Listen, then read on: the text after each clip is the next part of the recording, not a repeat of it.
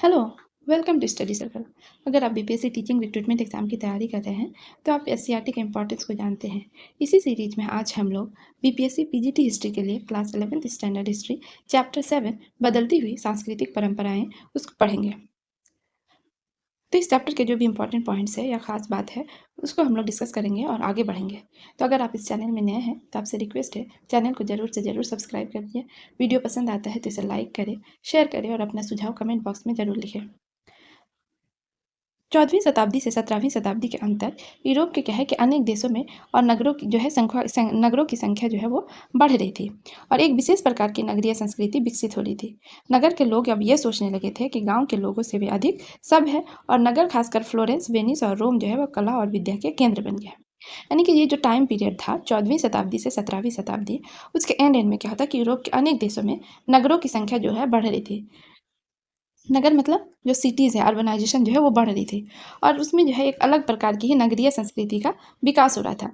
नगर के लोग क्या होते धीरे धीरे ये सोचने लगे कि ये गांव से जो है गांव के लोगों से अधिक सब और सिविलाइज्ड है।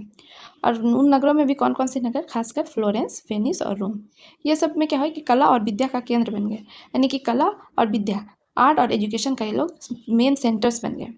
नगरों के राजाओं और चर्च से थोड़ी बहुत स्वायत्तता मिली थी। जो नगर थे उनको राजाओं और चर्च से थोड़ी बहुत छूट या स्वायत्तता, ऑटोनॉमी मिली हुई थी। तो इससे क्या हो कि नगर कला और ज्ञान का केंद्र बन गया। अमीर और अभिजात वर्ग के लोग जो थे वो कलाकारों और लेखकों के आश्रयदाता थे। तो नगर में क्या करते थे, मेनली अमीर और अभिजात वर्ग के लोग रहते थे। तो उन्होंने क्या है, जो कलाकार थे और जो लेखक होते थे उनको क्या, उन्होंने उनको हेल्प किया, उनको सपोर्ट किया। और इसी समय क्या कि मुद्रण का भी आविष्कार हुआ था। और मुद्रण के आविष्कार से क्या हुआ कि लोगों को, चाहे वो दूर दराज नगरों में रह रहे हो या फिर देशों में ही रह रहे हो, तो उनको क्या है छपी हुई पुस्तकें उपलब्ध होने लगी। और यूरोप में इतिहास की समझ जो है धीरे धीरे विकसित होने लगी। और इससे क्या चेंजेज आए कि लोग जो है अब आधुनिक विश्व की तुलना यूनानी और रोमन की जो प्राचीन दुनिया है उससे करने लगे। तो जो यूनान मतलब ग्रीक और रोमन की जो एंशियंट सिविलाइजेशन था उसके साथ जो अभी जो मॉडर्न वर्ल्ड था या फिर कंटेम्प्रेरी वर्ल्ड था उससे उसको कंपेयर करने लगे। और ये माना जाने लगा कि प्रत्येक व्यक्ति जो है अपनी इच्छा अनुसार अपना धर्म चुन सकता है। तो ये 14वीं शताब्दी के बाद ही ऐसा हुआ कि कोई भी व्यक्ति जो है वो अपनी इच्छा अनुसार क्या है धर्म को चुन सकता है। और चर्च के जो है पृथ्वी के केंद्र संबंधी विश्वास को जो है वैज्ञानिकों ने अब क्या कर दिया, गलत सिद्ध कर दिया था। जो कि क्या है, क्यों कैसे गलत सिद्ध किया उसको, क्योंकि जो नए वैज्ञानिक थे वो अब क्या है सौर मंडल की समझ रखने लगे थे। और नवीन भौगोलिक ज्ञान से इस विचार को उलट दिया कि भूमध्य सागर जो है वो विश्व का केंद्र है। और इस विचार के पीछे ये मान्यता रही थी कि यूरोप जो है विश्व का केंद्र है। तो जो चर्च थे उनके अकॉर्डिंग क्या था कि जो है भूमध्य सागर जो है वो पूरे विश्व का केंद्र है। और यही नहीं, इस मान्यता को मानने के पीछे ये रीजन था कि जो यूरोप है वही विश्व का केंद्र है। लेकिन जो नए भौगोलिक ज्ञान हुआ या फिर नए वैज्ञानिक जो हुए, और वो क्या है सौर मंडल के कॉन्सेप्ट को समझने लगे थे। तो सोलर सिस्टम में क्या होता है, जो सन होता है वो सेंटर में होता है और पृथ्वी क्या है, जो पृथ्वी है वो अर्थ जो है वो गोल है और इसका कोई भी सेंटर नहीं होता है। तो 14वीं शताब्दी से क्या यूरोपीय इतिहास की जानकारी के लिए बहुत अधिक सामग्री दस्तावेजों, मुद्रित पुस्तकों, चित्रों, मूर्तियों, भवनों तथा वस्त्रों से प्राप्त होती है, जो यूरोप और अमेरिका के अभिलेखागारों, कला चित्रशालाओं और संग्रहालयों में सुरक्षित रखी हुई है।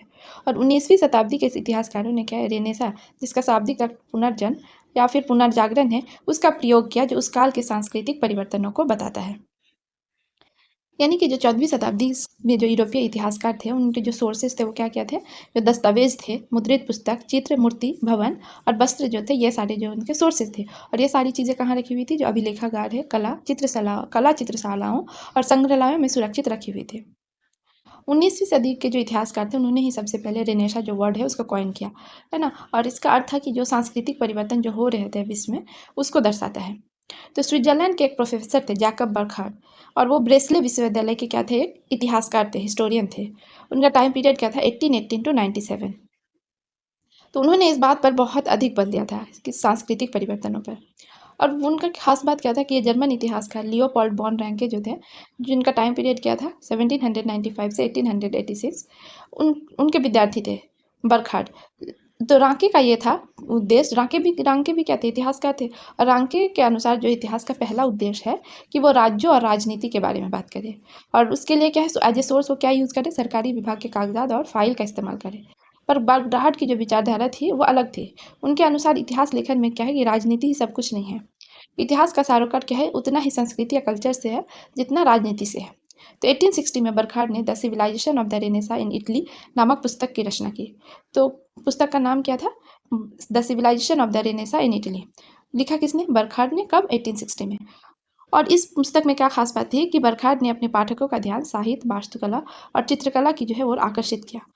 उन्होंने ये बताया कि 14वीं शताब्दी से 17वीं शताब्दी तक इटली के नगरों में किस प्रकार एक मानवतावादी संस्कृति पनप रही थी। उन्होंने आगे लिखा कि यह संस्कृति जो है इस नए विश्वास पर आधारित थी कि व्यक्ति जो है अपने बारे में खुद निर्णय लेने और अपनी दक्षता को आगे बढ़ाने में समर्थ है। और जो ऐसा करता है, अपने बारे में खुद निर्णय लेता है या फिर अपनी दक्षता को आगे बढ़ाता है, वैसा व्यक्ति क्या है? आधुनिक है। जबकि जो मिडिवल पीरियड या मध्यकालीन टाइम के जो मानव थे, उन पर क्या था कि चर्च का कंट्रोल था, चर्च का नियंत्रण था। ये अपने लिए जो है खुद फैसले नहीं ले सकते हैं। अब आगे पढ़ेंगे कि इटली के नगरों का पुनरुत्थान। तो पश्चिमी रोम साम्राज्य के पतन के बाद क्या है कि इटली के राजनीतिक और सांस्कृतिक केंद्रों का विनाश हो गया। तो जब पश्चिमी रोम साम्राज्य का पतन हुआ, तो उसके साथ साथ क्या हुआ कि इटली का राजनीतिक भी और सांस्कृतिक केंद्रों का भी विनाश हो गया, वो नष्ट हो गए। और इस समय क्या था कि कोई भी एकीकृत सरकार नहीं थी, और रोम का पोप जो अपने राज्य में बेशक सार्वभौम था, समस्त यूरोपीय राजनीति में इतना मजबूत नहीं था। तो उस टाइम पे क्या था कि रोम साम्राज्य में कोई भी एकीकृत सरकार नहीं थी, और रोम का जो पोप होता था, वो जिस राज्य में रहता था, बेशक वहाँ पे तो वो हेड था, उसके पास पावर था, लेकिन पूरे यूरोपीय राजनीति में उसको इतनी मजबूती नहीं थी, वो इतना पावरफुल नहीं था।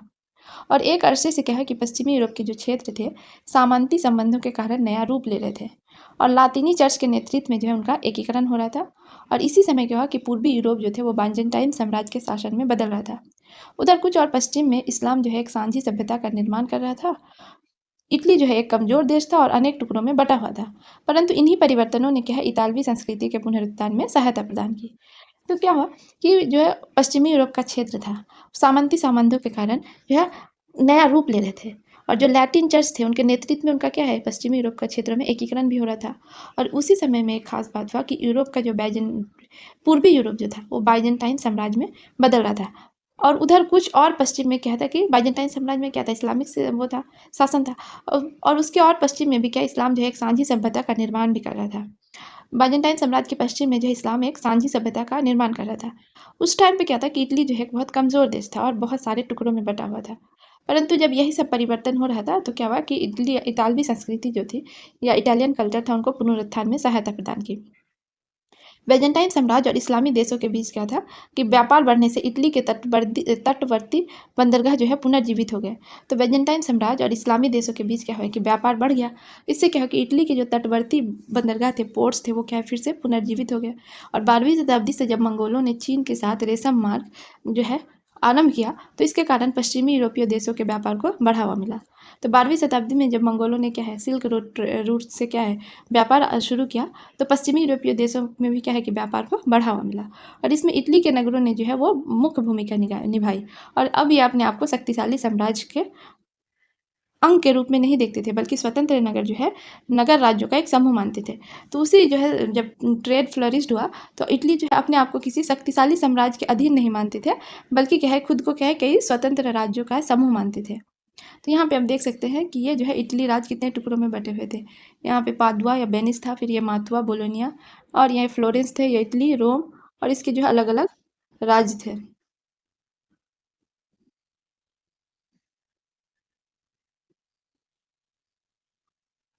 नगरों में फ्लोरेंस और वेनिस जो थे ऐसे शहर थे जो क्या थे कि गणराज्य थे। ये बहुत पूछा गया है एग्जाम में कि कौन से जो नगर थे जो गणराज्य थे, तो उसमें फ्लोरेंस और वेनिस होगा। और उसमें क्या क्या अन्य दरबारी नगर थे जिनका शासन जो है वो राजकुमार चलाते थे। और इनमें सर्वाधिक जीवंत शहरों में पहला जो है वो वेनिस है, और दूसरा जो है वो जिनेवा था। वे यूरोप के अन्य क्षेत्रों से इस दृष्टि में अलग थे कि यहाँ पर जो है धर्माधिकारी और सामंत वर्ग जो है राजनीतिक दृष्टि से शक्तिशाली नहीं थे, और नगर के धनी व्यापारी और महाजन जो थे वो नगर के शासन में सक्रिय रूप से भाग लेते थे, जिससे क्या है नागरिकता की भावना पनपने लगी। और यहाँ तक कि जब इन नगरों का शासन जो है सैनिक तानाशाह हाथों में हो रहा था, तब भी ये इस नगरों के निवासी अपने को यहाँ के नागरिक कहने में गर्व का अनुभव करते थे।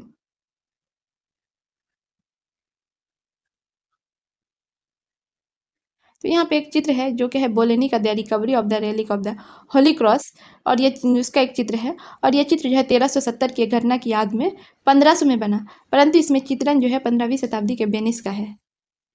तो क्या है क्योंकि इसमें जो घटना जो है वो 1370 के आसपास का है, लेकिन इसमें जिस वेनिस को दिखाया गया है वो 1500 ईस्वी का है या 15वीं शताब्दी का है।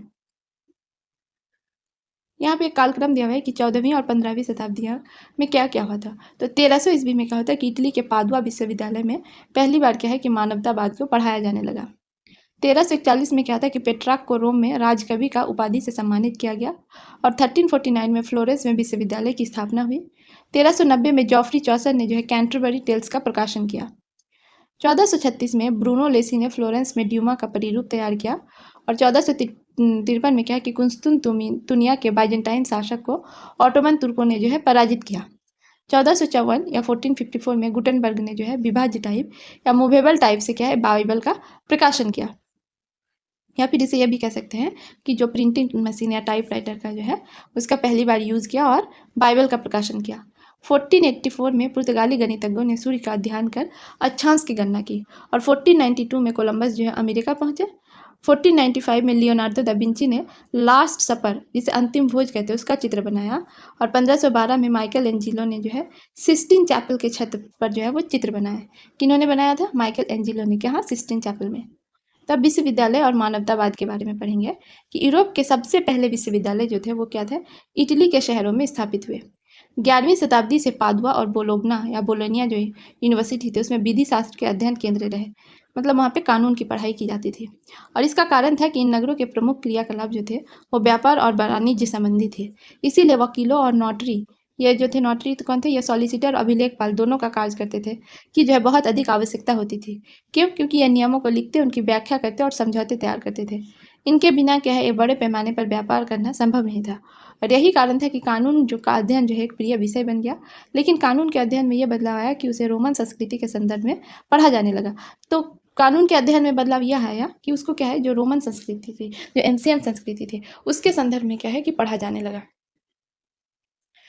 अब एक नए थे कि फ्रांसिस्को पेट्रॉर्क जो थे, जिनका टाइम पीरियड क्या था 1304 से 1378। इस परिवर्तन का क्या है कि वो प्रतिनिधित्व करते थे। और पेट्रॉर्क के लिए पूरा काल जो क्या था कि एक विशिष्ट सभ्यता थी। ये तो ये बहुत इंपॉर्टेंट है कि पेट्रॉर्क का जो था क्या वो विचारधारा थी कि पूरा काल जो है एक विशिष्ट सभ्यता थी और जिसे क्या है कि प्राचीन यूनानियों और रोमनों के वास्तविक शब्दों के माध्यम से ही अच्छी तरह समझा जा सकता है। अतः पेट्रार्क जो थे उन्होंने इस बात पर जोर दिया कि इन प्राचीन लेखकों की रचनाओं का बहुत अच्छी तरह से अध्ययन किया जाए। तो पेट्रार्क ही थे जिन्होंने इस बात पे बहुत जोर दिया, बल दिया कि प्राचीन लेखकों की जो रचनाएं थी उसको बहुत अच्छी तरह से अध्ययन किया जाए। और इस शिक्षा कार्यक्रम में यह अंतर्निहित था कि बहुत कुछ जो है वो जानना बाकी है और ये हम सब केवल धार्मिक शिक्षण से नहीं सीखते। और इस नई संस्कृति को 19वीं शताब्दी के इतिहासकारों ने क्या किया? मानवतावाद का नाम दिया। यानी कि जो शिक्षा कार्यक्रम जो था उसमें ये बताया गया कि प्राचीन काल के लेखकों की जो रचनाएं थी उसको पढ़ा जाए और उसमें क्या है सिर्फ धार्मिक एंगल को ही नहीं देखना है, धार्मिक शिक्षण से ही सिर्फ नहीं सीख सकते हैं। तो इस जो है नई संस्कृति को 19वीं शताब्दी के इतिहासकार ने क्या है मानवतावाद का या ह्यूमैनिटीज का नाम दिया। 15वीं शताब्दी के शुरू के दशकों में मानवतावादी शब्द उन अध्यापकों के लिए प्रयुक्त होता था जो व्याकरण, अलंकार शास्त्र, कविता, इतिहास और नीति दर्शन के विषय पढ़ाते थे। तो 15वीं शताब्दी के शुरू में क्या था कि मानवतावादी है ना या जो था ये जो शब्द है उन टीचर्स या अध्यापक के लिए प्रयुक्त होता था जो व्याकरण, अलंकार शास्त्र, कविता, इतिहास और नीति दर्शन के विषय पढ़ाते थे। तो लैटिनी जो शब्द था ह्यूमैनिटास या ह्यूमैनिटीज, ह्यूमैनिटास जो था वो लैटिनी शब्द है, उसी से क्या है ह्यूमैनिटी शब्द बना है, जिसे कई शताब्दियों पहले रोम के वकील तथा निबंधकार जो थे कौन थे? सिसेरो। कौन थे? 106 से 43 ईस्वी पूर्व में सिसेरो जो थे क्या थे? वो रोम के सबसे पहले वकील और निबंधकार थे। उन्होंने इस्तेमाल किया था और सिसेरो जो थे वो जूलियस सीजर के समकालीन थे और संस्कृति के अर्थ में ले लिया। तो अब ये जो थे ये विषय थे, ये विषय जो है धार्मिक नहीं थे, वरन उस कौशल पर बल देते थे जो व्यक्ति चर्चा और वाद विवाद से विकसित करता है। इन क्रांतिकारी विचारों ने जो है अनेक विश्वविद्यालयों का ध्यान आकर्षित किया और इसमें एक नया स्थापित विश्वविद्यालय जो था फ्लोरेंस भी था।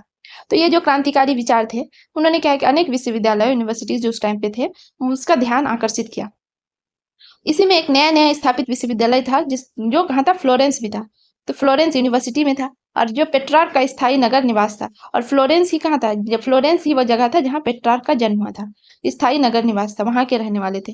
और इस नगर ने क्या किया था कि 13वीं शताब्दी के अंत तक व्यापार या शिक्षा के क्षेत्र में कोई विशेष तरक्की नहीं की थी। तो 13वीं शताब्दी के अंत तक व्यापार या शिक्षा के क्षेत्र में कोई विशेष तरक्की नहीं की थी, पर 15वीं शताब्दी में जो है सब कुछ पूरी तरह बदल गया था। और किसी भी नगर की पहचान उनके महान नागरिकों के साथ-साथ उसकी संपन्नता से भी बनती है। तो कोई भी नगर क्यों खास है, सिर्फ़ उस वहाँ पे रहने वाले महान लोगों या नागरिकों से नहीं होता है, बल्कि उसकी संपन्नता से भी बनता है। तो फ्लोरेंस की जो प्रसिद्धि है उसमें 2 लोगों का बड़ा हाथ था। इसमें से पहला जो एक व्यक्ति थे वो थे दांते अलगहियारी। तो दांते अलगियरी जो था उनका टाइम पीरियड क्या था, 1265 से 1321 तक था। और जो किसी धार्मिक संप्रदाय विशेष से संबंधित नहीं थे। तो दांते जो थे वो किसी भी धार्मिक संप्रदाय विशेष से संबंधित नहीं थे। पर उन्होंने जो है अपनी कलम जो है धार्मिक विषयों पर चलाई थी। वो किसी धर्म जो है पर्टिकुलर किसी धर्म को नहीं मानते थे, पर उन्होंने जो है कि धर्म को क्रिटिसाइज़ किया था, धार्मिक विषयों पर उन्होंने लिखा था, कलम चलाई थी। और एक दूसरे व्यक्ति थे कलाकार जोटो। जोटो का टाइम पीरियड था 1267 से 1337, या फिर उसको जियोटो भी पढ़ते हैं कहीं-कहीं पे। तो ये थे तो इन्होंने क्या कहते हैं कि इन्होंने जीते-जागते जो रूप चित्र है, पोर्ट्रेट है उनको बनाया। मतलब जो चित्र बनाते थे तो उनको लगता था कि अब इसमें जान है, जीवंत है, ऐसे रूप चित्र उन्होंने बनाया किसने? जियोटो ने। उनके बनाए रूप चित्र में क्या था कि पहले के कलाकारों की तरह बेजान नहीं थे।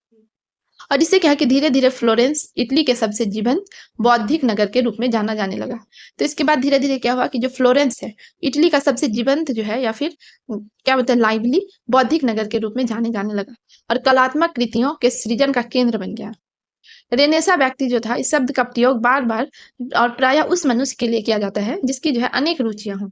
मतलब जो है प्रबुद्ध व्यक्ति या रेनेसा व्यक्ति का प्रयोग उस आदमी के लिए होता था, उस मनुष्य के लिए, जिसके क्या है बहुत सारे हॉबीज़ हो और उसमें बहुत टैलेंट भी हो, है ना?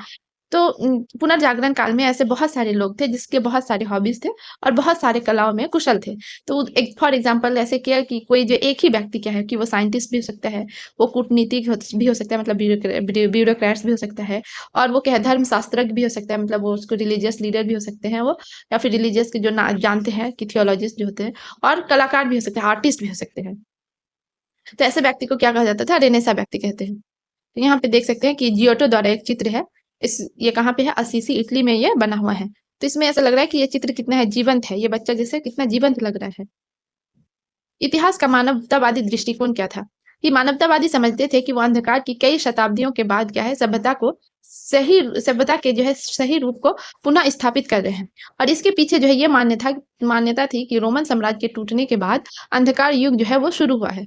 और मानवतावादियों की भांति के बाद के विद्वानों ने बिना कोई प्रश्न उठाए जो है ये मान लिया कि यूरोप में 14वीं शताब्दी के बाद जो है नए युग का जन्म हुआ।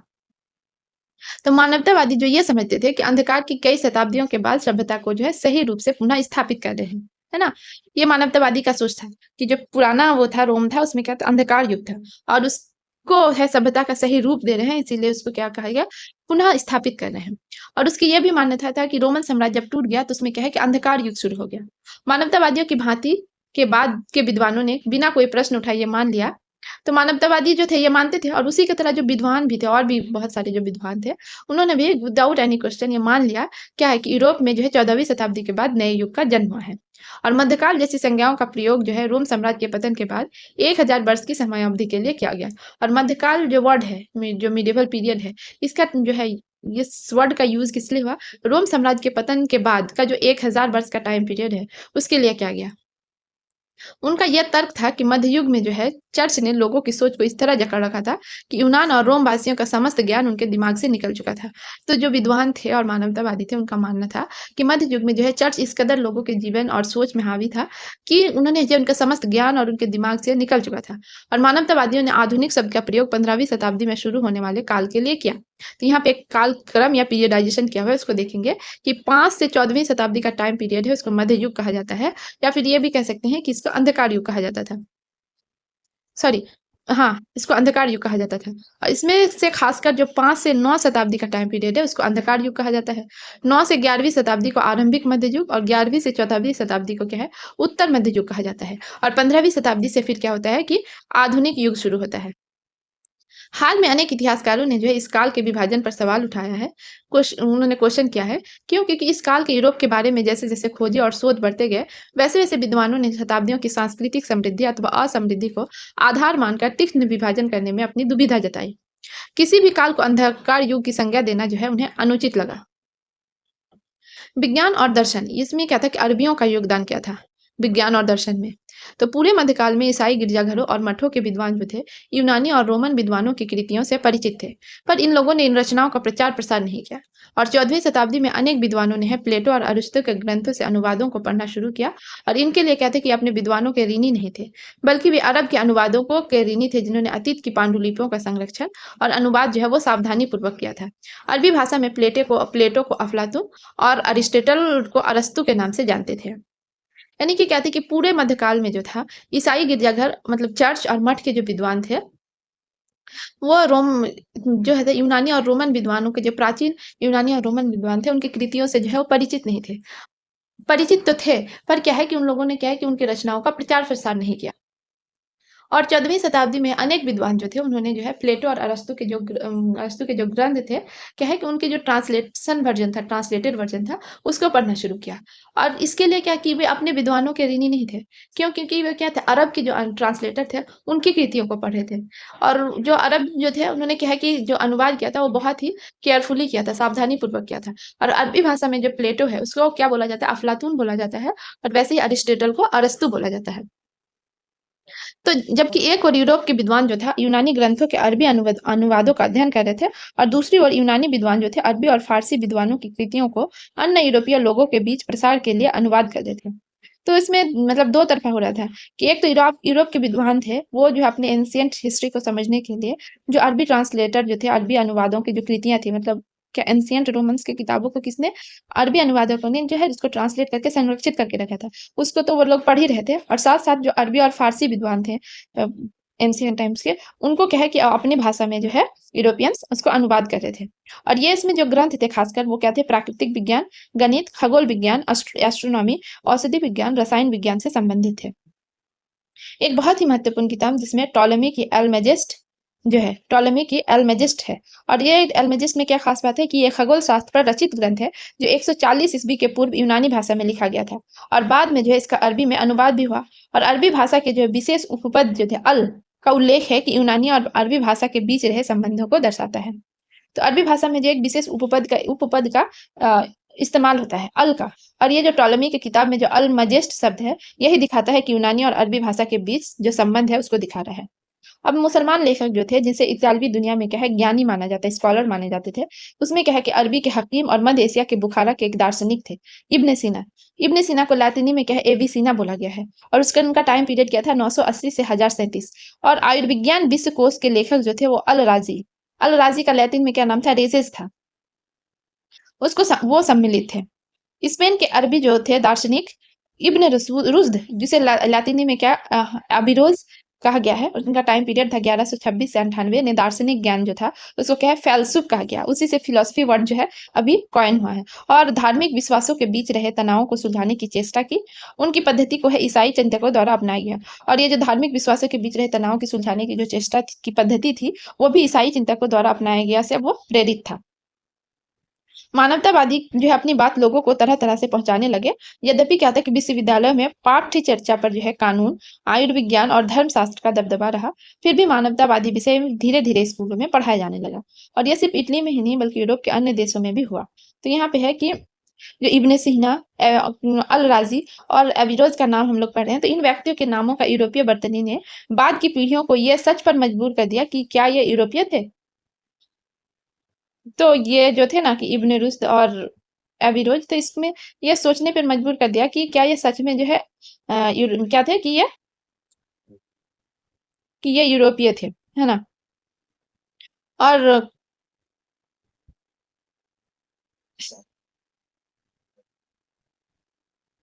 आगे हम लोग पढ़ेंगे कलाकार और यथार्थवाद। तो उस काल के लोगों के विचार को आकार देने का जो साधन था, मानवतावादियों के लिए केवल औपचारिक शिक्षा ही नहीं थी।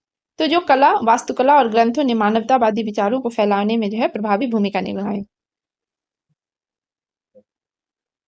तो उस काल के लोगों को जो है विचार का आकार देने का जो साधन था, तो मानवतावादी क्या सोचते थे कि केवल जो है औपचारिक शिक्षा है वही उनके विचारों को क्या है आकार नहीं दे सकता है, बल्कि जो कला, वास्तुकला और ग्रंथ है, तो उसने क्या है वादी विचारों को फैलाने में जो है बहुत प्रभावी भूमिका निभाई।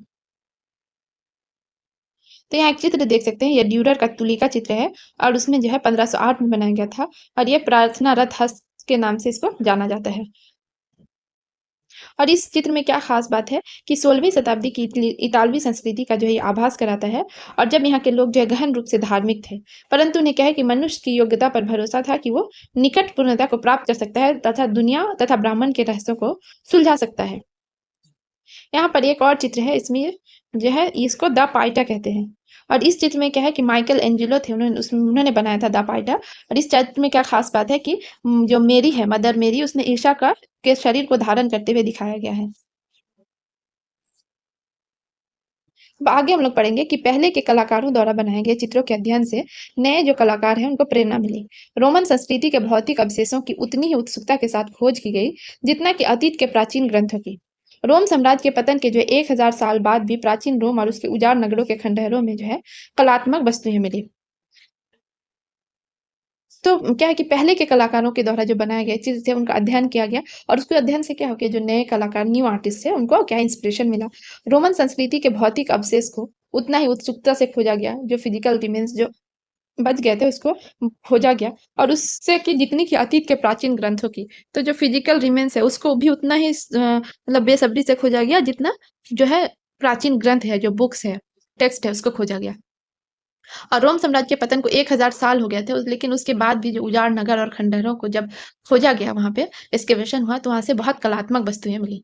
और अनेक शताब्दियों पहले बने आदमी और औरतों की जो है संतुलित मूर्तियों के प्रति आदर ने उस परंपरा को कायम रखने के लिए इतालवी वास्तुविदों ने जो है वो प्रोत्साहित किया। 1416 में जो है डोनातेलो जो थे, वो भी एक चित्रकार थे, मूर्तिकार थे। उनका टाइम पीरियड था 1386 से 1466 तक। तो उन्होंने जो है 1416 में सजीव मूर्तियां बनाकर जो है मूर्ति कला की नई परंपरा कायम की। और कलाकारों द्वारा हूबहू मूल आकृति जैसी मूर्तियों को बनाने की चाह नहीं, क्या है कि वैज्ञानिकों के कार्यों से सहायता मिली। तो क्या है कि जो हूबहू मूल आकृति जैसा चित्र बनाने के लिए कलाकारों को क्या साइंस पढ़ना पड़ा, जो वैज्ञानिक थे उनसे मिलना पड़ा या फिर वो स्टडी करना पड़ा। और जो है नर कंकालों का जो है अध्ययन करने के लिए कलाकार जो है आयुर्विज्ञान कॉलेजों की प्रयोगशालाओं में गए। तो अब जो नर कंकालों का अध्ययन करने के लिए क्या है कि जो कलाकार होते थे वो आयुर्विज्ञान कॉलेजों के प्रयोगशालाओं में गए।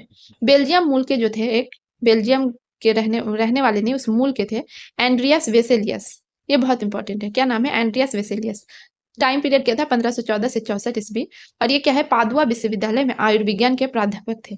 तो पादुआ यूनिवर्सिटी जो थी इटली में, वो आयुर्विज्ञान के क्या थे, प्राध्यापक थे।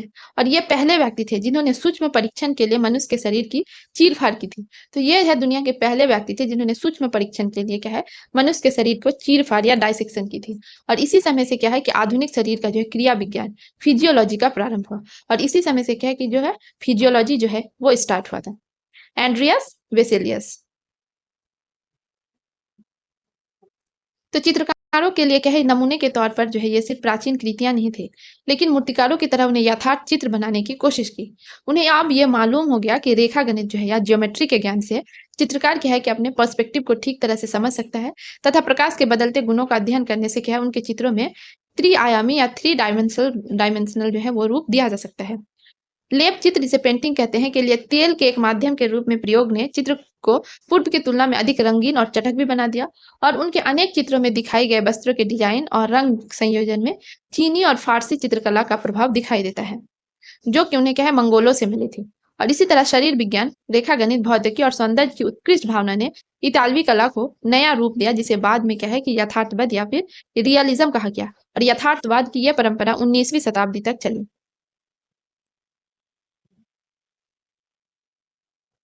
तो यहाँ पे एक चित्र है, इसको देख सकते हैं, ये लियोनार्डो दा विंची का चित्र है। और ये क्या है, इसमें खास बात क्या है कि ये स्वनिर्मित रूप चित्र लियोनार्डो दा विंची जो है उन्होंने बनाया था। और जिनके जो आश्चर्यजनक अभिरुचि वनस्पति विज्ञान और शरीर रचना विज्ञान से लेकर गणित शास्त्र कला तक विस्तृत थी। उन्होंने मोनालिसा और द लास्ट सपर चित्रों की भी रचना की थी। और उनका यह भी स्वप्न था कि वे आकाश में उड़ सके। वे वर्षों तक के आकाश में पक्षियों को उड़ने का परीक्षण करते रहे। और उन्होंने जो है एक उड़न मशीन या फ्लाइंग मशीन का प्रतिरूप भी बनाया। इसीलिए उन्होंने अपना नाम लियोनार्डो दा विंची या फिर परीक्षण का अनुयायी रखा।